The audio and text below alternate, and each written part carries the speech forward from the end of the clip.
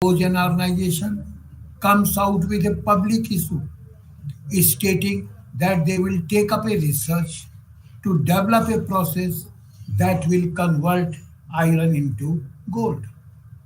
Many of us may not be able to judge the outcome because we may not have any idea on the feasibility. No rational investment decision is feasible when we are ignorant of possible outcome. Number three, possible outcomes. The third one is a situation where we know the possible outcomes and its range. Suppose we are able to estimate that A's earning will grow by 30% if the economy does well and will decline by 10% if the economy fails. If we are able to know the probability of the economy doing well or falling, then the situation is called risky.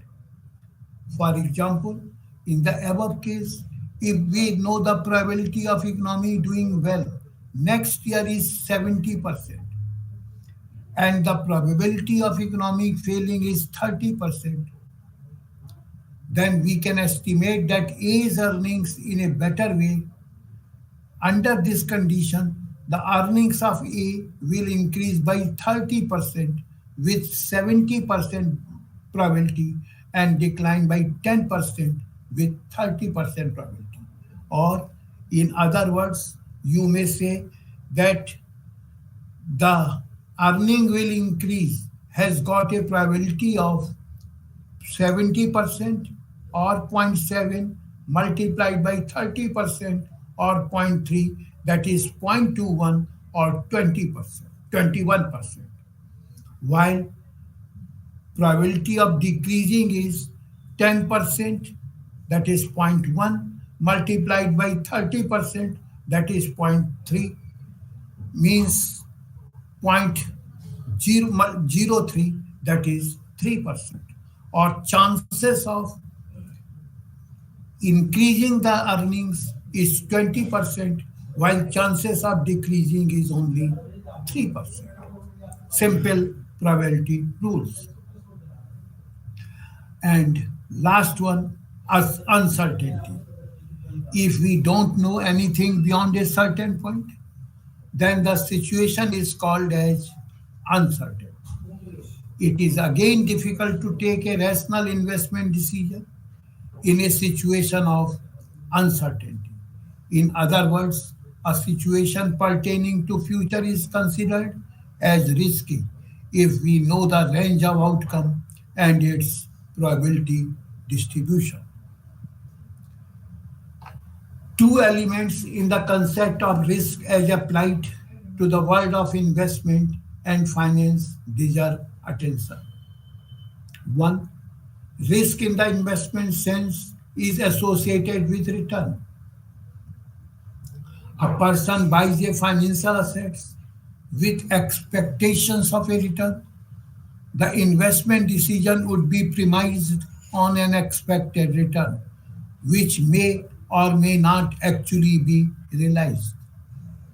The chance of an unexpected or adverse return would be the risk carried by an investment decision. For example, you buy a share at rupees 370, expecting a dividend of rupees 6 per share in the coming year and expecting the price to rise to rupees 450 in a year's time. You are basing your decision to buy on a return of difference of 450 and 370, that is actual capital gain, which is 80 rupees here, plus rupees 6 will be dividend, means you will be getting actually 86 rupees on the investment of rupees 370, and therefore the return comes out to be 23.2%. Now, if the price rise only to rupees 380, in which case the actual return goes down to mere 4.2%, which will be 380 minus 370, that is 10 plus 6, 16 divided by 370 or 4.2%. And this will be if the organization comes out with a dividend of rupees 6 per share on a rupees 10 equity share. If dividend be pruned to rupees 4 per share, then the return would further fall to 3.3%. That will be 380 minus 370, that is 10 plus rupees 4, 14 divided by 370, and it comes to 3.3%. The other point to be stressed about investment risk is that it is generally considered synonymous with uncertainty. The investor is most of the time dealing with uncertainty and yet figuring out his subjective probabilities for the expected return. The risk zone in which the investor moves is characterized by static knowledge, and his beliefs about the expected return enable him to work out a probability distribution of possible outcome. This is illustrated now. Assume that you are interested in buying 1000 equity shares of an organization. The market price of a 10 rupees share is rupees 200. The highest prices were in 2021 135, 21-22 146, and 22-23 rupees 235. You expect the price to go up to rupees 250 within a year of your purchase. The organization paid the following dividends. In 2020, 21, 23%, 2021, 22, 30%, 22, 23, 32%. There has been a liberal record of 5 bonuses in the past. The last bonus being in 2019-20 in the ratio of 1:1. Means on one equity share, one bonus share was allotted. This information enables you to figure an expected return of 26.6%, assuming that the organization will maintain the dividend of 32% in 2023-24, and that the price at the time of your sale will be rupees 250. The expected return of 26.6% was derived as follows. The investor gets a dividend of rupees 3.2, that is 32%, on a share of rupees 10, 3.2, and a capital gain of rupees 50, that is the difference between 10 to 50. When she or he sells the stock at rupees 250, the net gain of rupees 53 20 paisa for investment of rupees 200 works out to 26.6%. The above estimated figure is a single estimate of expected.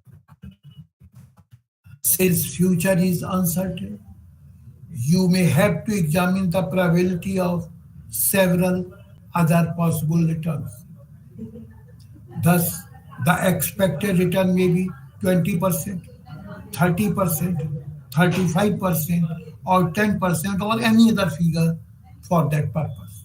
Now you will have to assign the chances of occurrence of these alternative possible returns on the basis of your information and subjective beliefs. Now the types of risks. Systematic risk. There are 2 types of risk, systematic and unsystematic. First, we are discussing systematic risk. Systematic risk also known as, refers to the overall risk that is inherent in the entire market or an entire asset class, rather than being specific to a particular company or industry. It is also known as market risk or non diversifiable risk. This type of risk cannot be eliminated through diversification as it affects the entire market or assets class. Examples of systematic risks include economic recessions, political instability, inflation, interest rate fluctuations, and natural disasters. These factors can cause widespread market fluctuations that affect a large number of investments. Investors can manage systematic risk through assets allocation and diversification. By investing in a variety of assets across different sectors and industries, investors can minimize the impact of market fluctuations on their overall portfolio. However, they cannot completely eliminate systematic risk. Types of systematic risk. There are several reasons for the future return varying from the expected return, and we group them under two broad categories. Our discussion was more on measuring different components of risk, and now we will discuss more on understanding different sources of risk.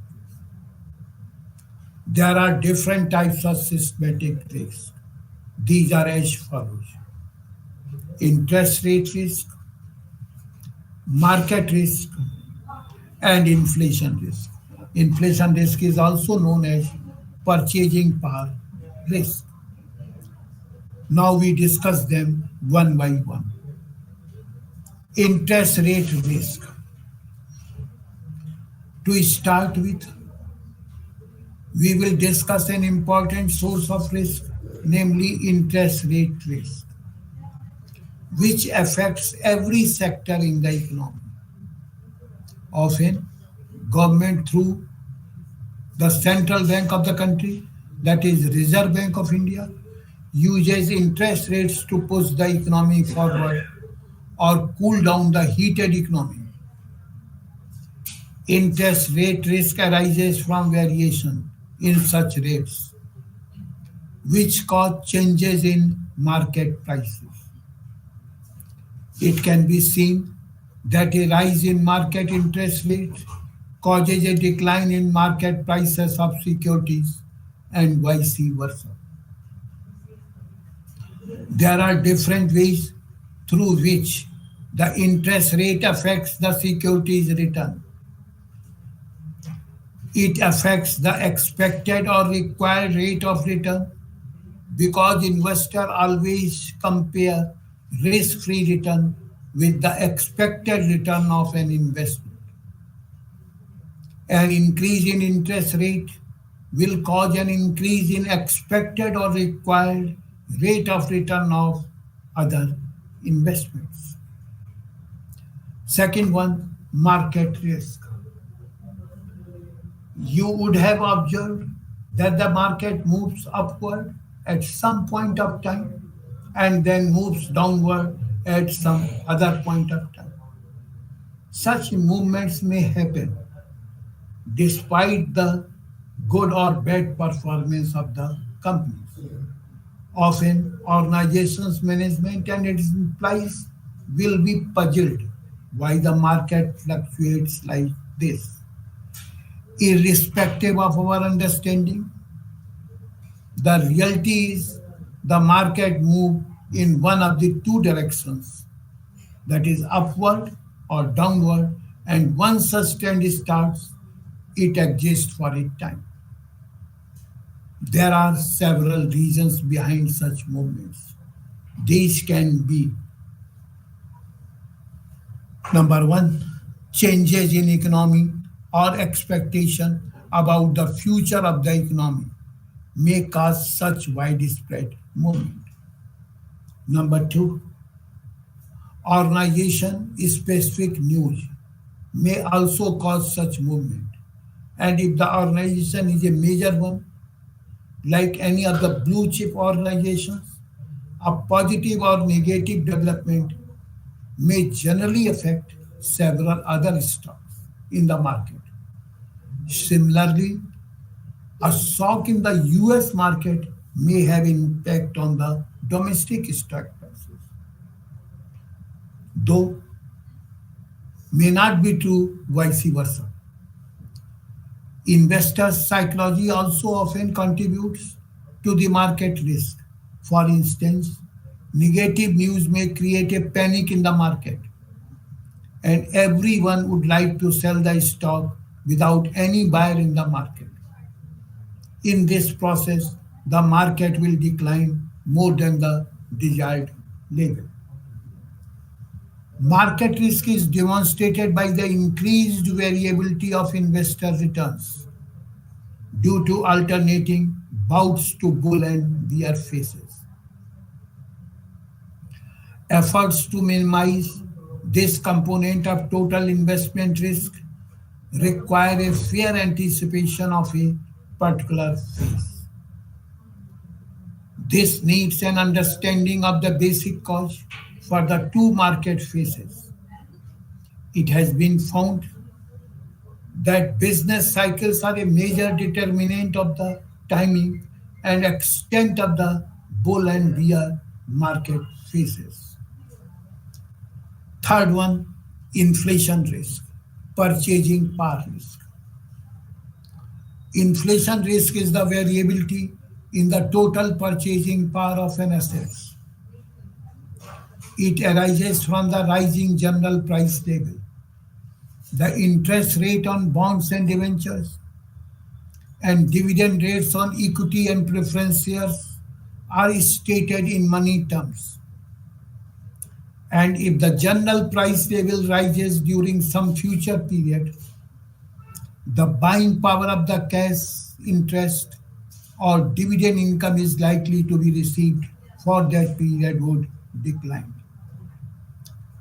And if the rate of inflation is equal to the money rate of return, the investor does not add anything to his existing wealth since he obtains a zero rate of return.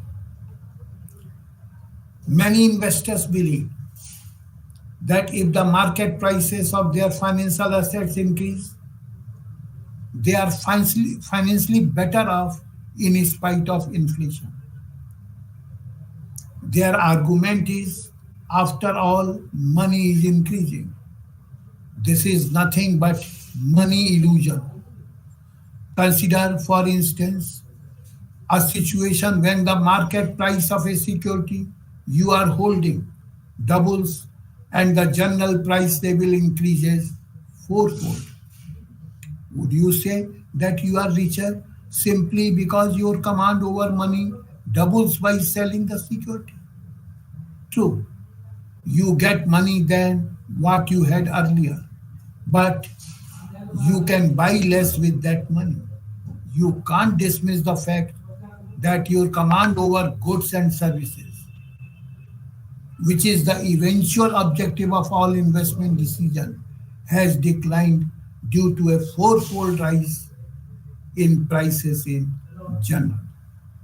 Now, the second type of risk, unsystematic risk.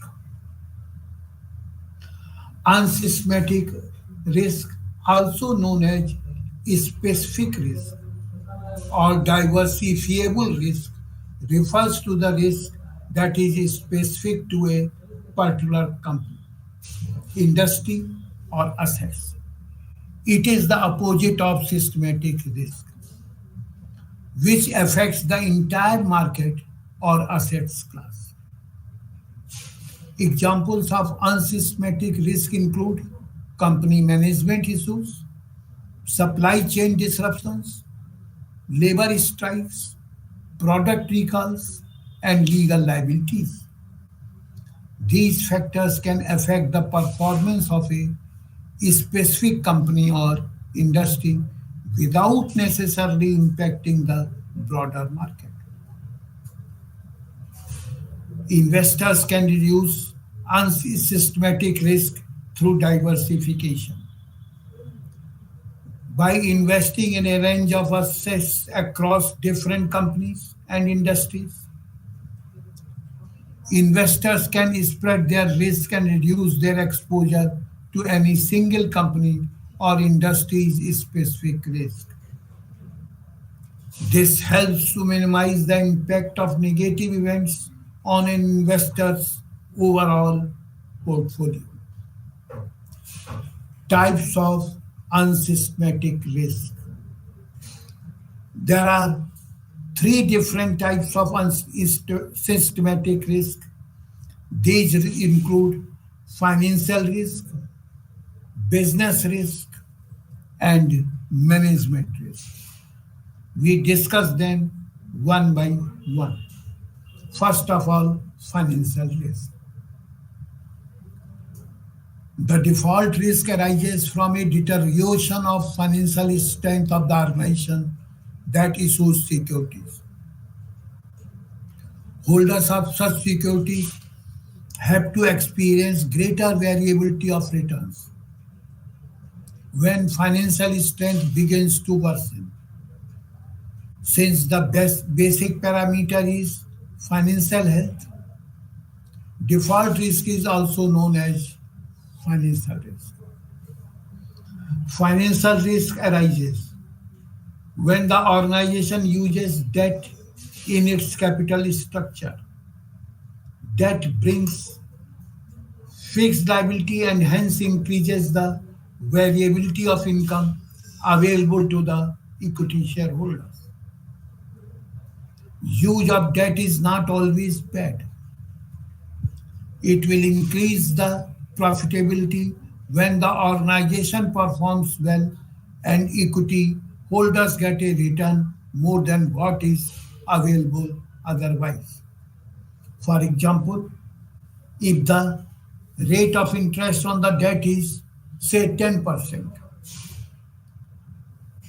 and organization is getting 20% a return on the investment, then certainly taking debt is beneficial. In case of debt, one must keep in mind the benefits from taxation.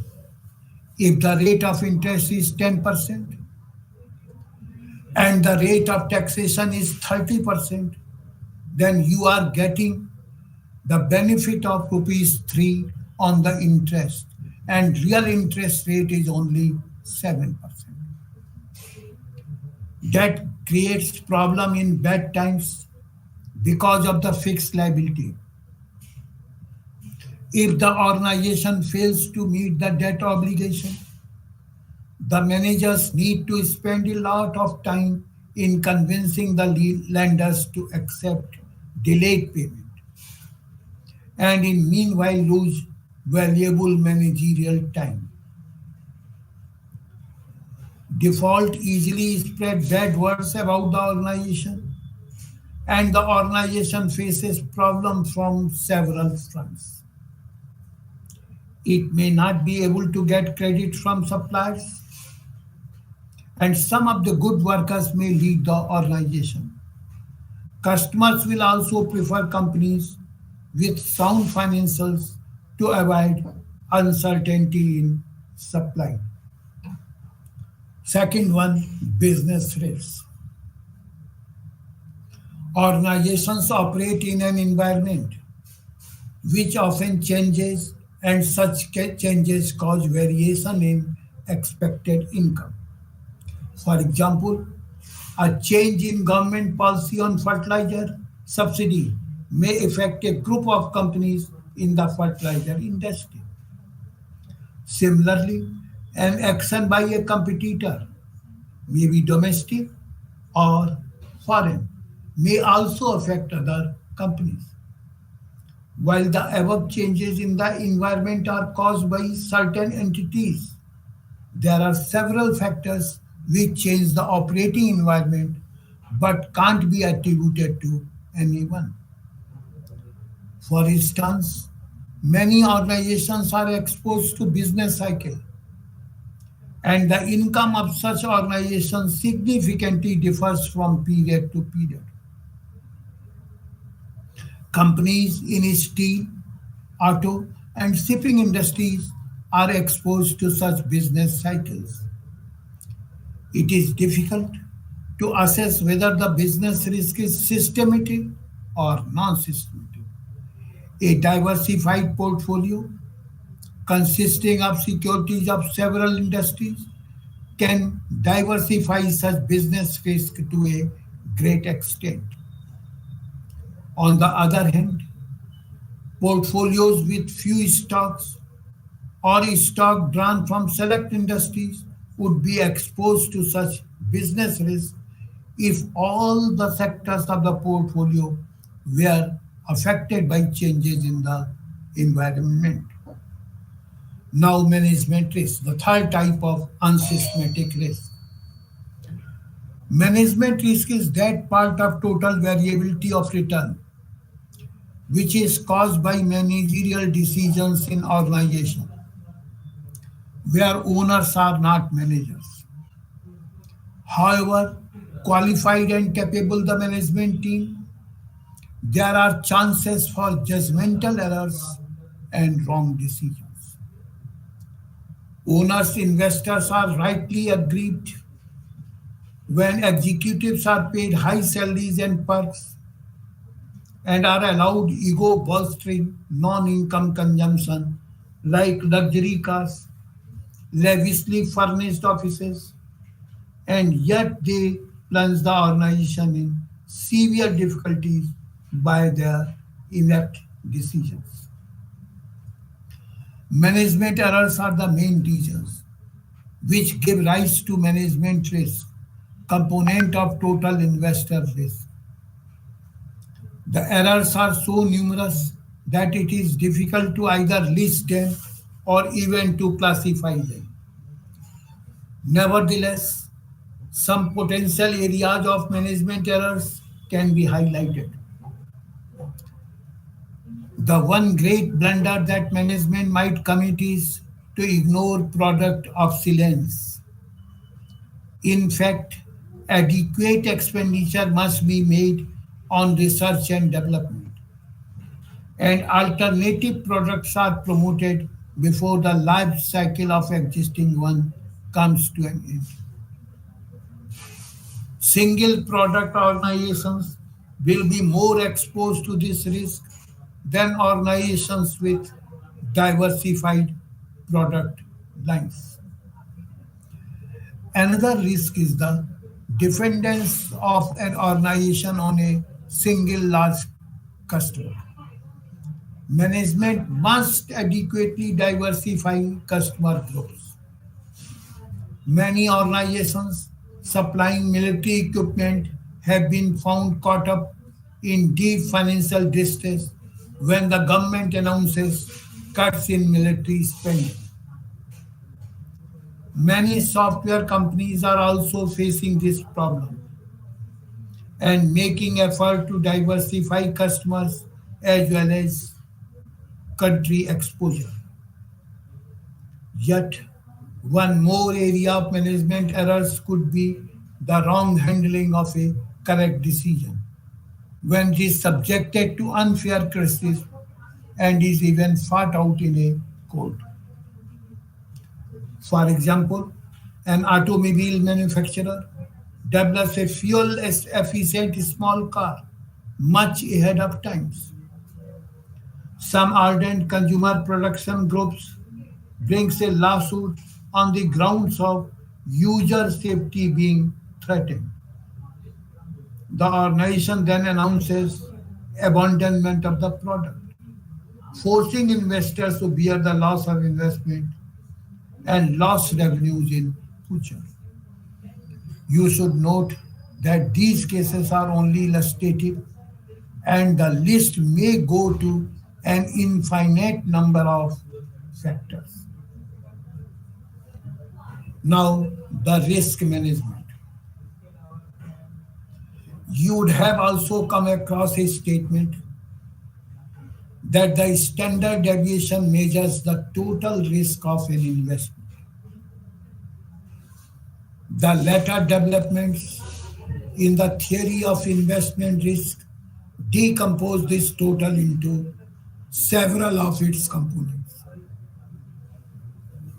And this can be done in two ways. Sorry. One, dividing total risk into systematic and unsystematic risk. And two, dividing total risk into parts such that each of which can origin in some causal force. Obviously, the first part of the decomposition exercise is broad and has relation to the market. The second part of the exercise relates to the factors or causes which produce risk in investment. Total risk. The two components of total risk are additive, and hence total risk is equal to systematic risk plus non-systematic risk.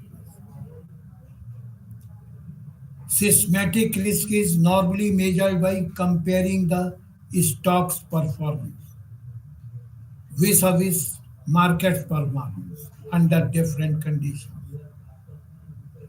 For example, in a good period, if the stock appreciates more than the other stocks in the market, and in a bad period, it depreciates more than other stocks in the market, the systematic risk of the stock is more than the market risk. The systematic risk of the market, normally widespread market index like BSE 100 or Nifty 50 index, is equal to 1. And systematic risk of all stocks is expressed in terms of systematic risk of market index. Beta calculation. Beta factor, also known as beta coefficient, is a measure of the volatility or systematic risk of a security or a portfolio in relation to the overall market. The beta factor indicates how much the price of a security is expected to move relative to the movement of the overall market. The formula for calculating beta is beta equals to covariance of the securities return with the market returns divided by variance of the market's return. The steps to calculate beta are as follows. First one, gather data. Collect historical data for the securities returns and the market returns for a given period. The market return can be represented by a benchmark index such as S&P 500 or BSE 100 or Nifty 50. Calculate the average return for both the security and the market for the given period. Second step. Third step, calculate the covariance between the securities returns and the market returns. Covariance measures the degree to which two variables move together. A positive covariance indicates that the two variables move in the same direction, while a negative covariance indicates that they move in the opposite direction. Calculate the variance of the market returns. Fourth step. Variance measures the degree of dispersion of a set of data points around their average. That average may be arithmetic average, That may be median, that may be mode, that may be geometric mean, that may be harmonic. But normally, the most used is the arithmetic mean. It represents the overall volatility of the market. And last one, now divide the covariance by the variance to get the beta coefficient. The beta of the stock is equal to beta of the regression coefficient when stock of returns are regressed on return of market index. If the beta of stock is 1.5, then the stock is expected to show a price increase of 1.5 times of stock returns in a good period. At the same time, if the market declines by some percentage in a bad period, the stock is expected to decline 1.5 times more than the market's negative returns. Now, risk and return trade-off. An individual invests postpones consumption only in response to a rate of return which must be suitably adjusted for inflation and risk. In other words, if you are investing, say, rupees 1 lakh, you will only invest when your return is more than the rate of inflation and the rate of risk. This basic postulate, in fact, unfolds the nature of investment decisions, which we will discuss in the next counseling sessions. Let us understand it. Cash has an opportunity cost, and when you decide to invest it, you are deprived of this opportunity to earn a return on that cash. Also, when the general price level rises, the purchasing power of cash declines.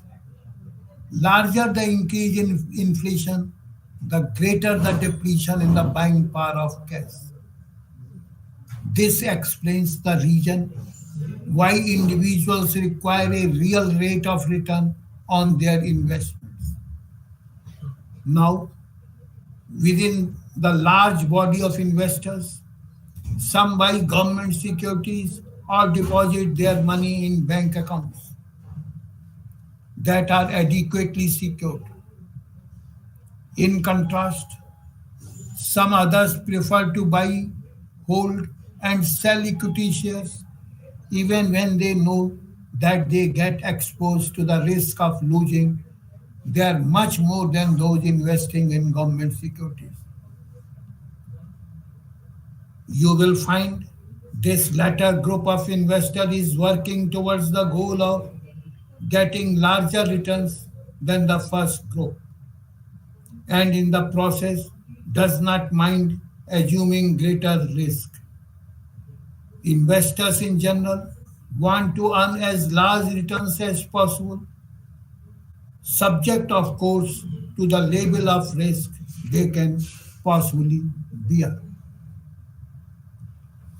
The risk factor gets fully manifested in the purchase and sale of financial assets, especially equity shares.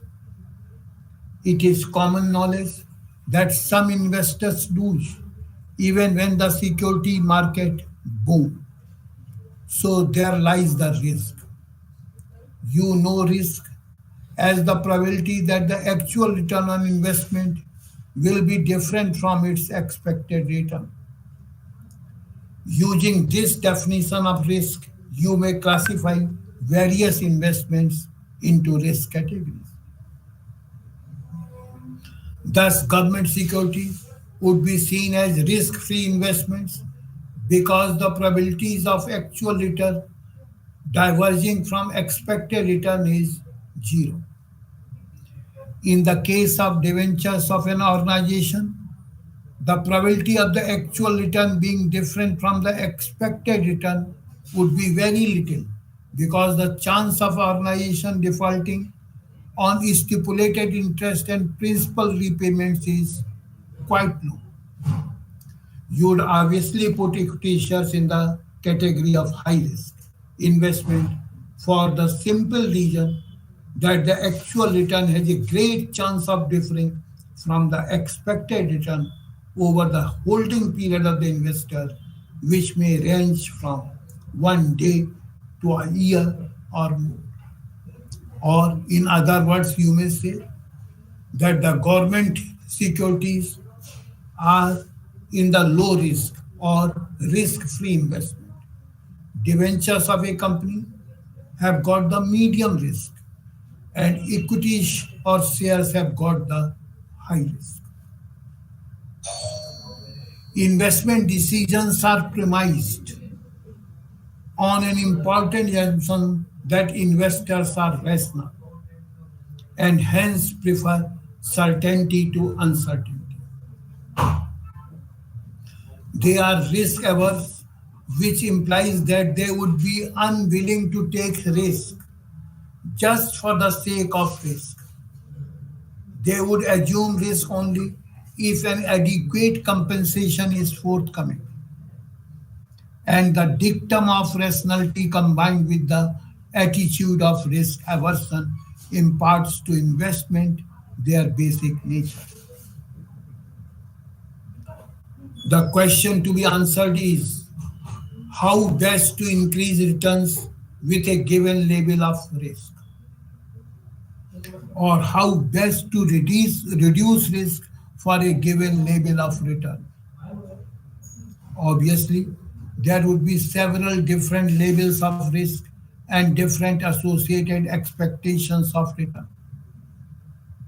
The basic investment decision would be a trade off between risk and return.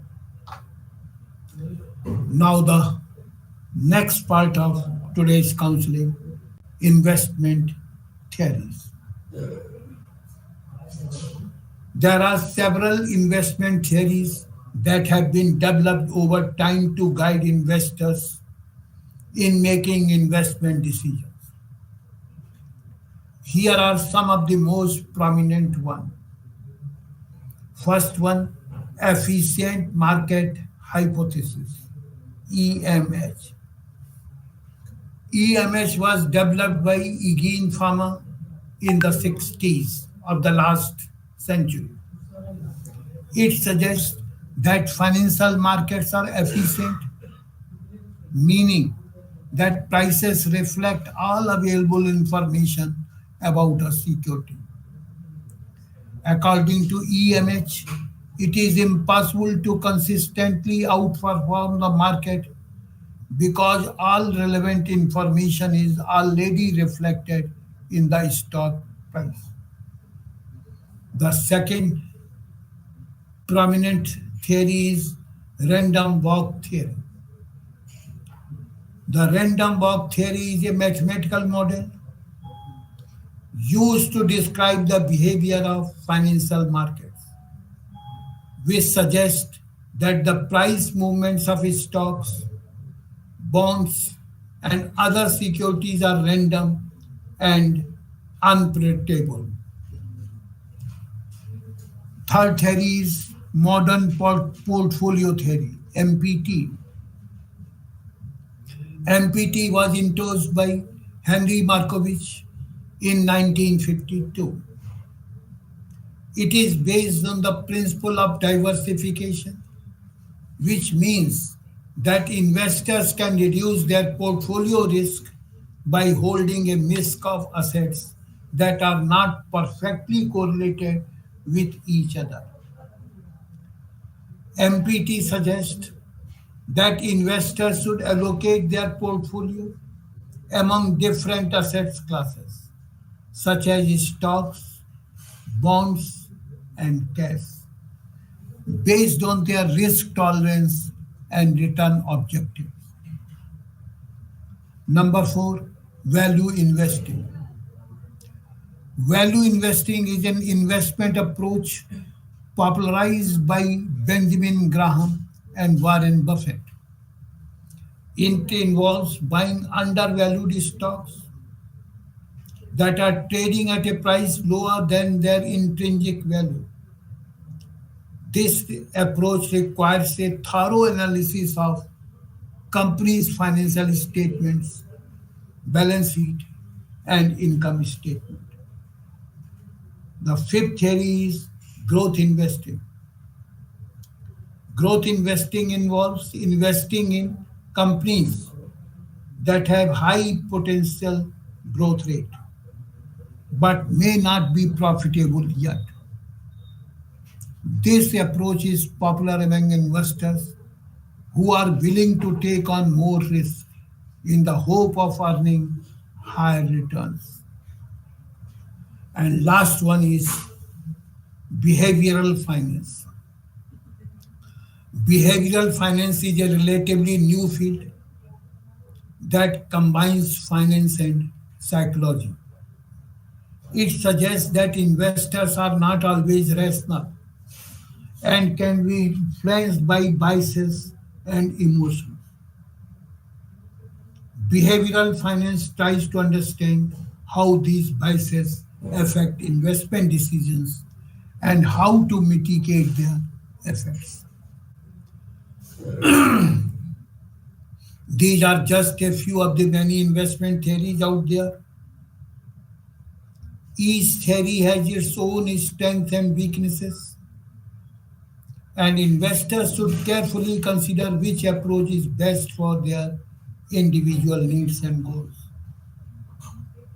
Here we will concentrate for discussion purposes only on two theories, EMH and random walk theory. Basic concepts of market efficiency. The efficient market hypothesis slowly evolved in the 60s of the last century.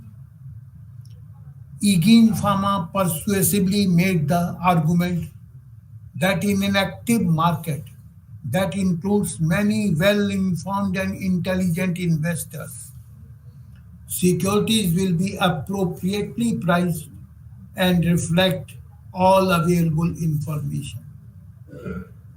If a market is efficient, no information or less can be expected to result in outperformance of an appropriate benchmark.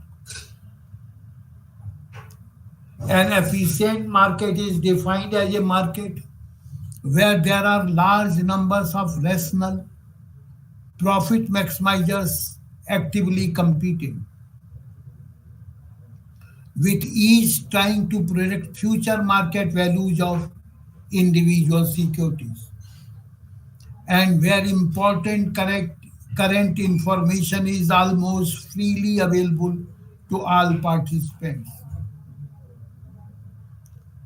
In an efficient market, competition among the many intelligent participants leads to a situation where at any point in time, actual prices of individual securities already reflect the effects of information based both on events that have already occurred and on events which, as of now, the market expects to take place in the future. In other words, in an efficient market at any point in time, the actual price of a security will be a good estimate of its intrinsic value. Forms of market efficiency. Egan Pharma gave three flavors to market efficiency, and subsequently all empirical testing has proceeded on these lines. These three forms have been discussed in detail as follows. First, weak form of efficiency. The weak form means that the current prices of a stock fully reflect all the information that is contained in the historical sequence of prices. Hence, abnormal profits cannot be earned by studying the past behavior of share prices. In other words, weak form of efficiency implies that you cannot make excess profits by trading on past trends. You may be surprised to note that a lot of people do exactly just that. They are called technical analysts or chartists. By implication, technical analysis that relies on chart of prices, moving averages, and momentum and a volume of trading is not a meaningful analysis for making abnormal trading profits. If the markets are efficient in weak form, what would you do if your securities that they are selling are worth less than the selling price? What would you do if you notice that every time the market went down by 1%, the next day on average it went down again by half percent? If your answer is that you buy on an up day and sell on a down day, you have the makings of an active technical trader and you are using a trading tool. Number two, semi strong form of efficiency. How about all public information? That is, all information available in annual reports, news clippings, gossip columns, and so on. If the market price impounds all of this information, the market is then called semi strong form efficient. Most people believe that the US equity market by and large reflect publicly available information. What one has to consider certain things, whether the information placed on the internet is public, are government files available under the Freedom Information Act public. There must be subtle states of semi-strong market efficiency, but they are not typically differentiated. Each new price of information and analysis gathered should be carefully considered with regard to whether it is already impounded in the stock price. The easier it was to get, the more likely it is to have already been traded upon. That's all. Namaskar.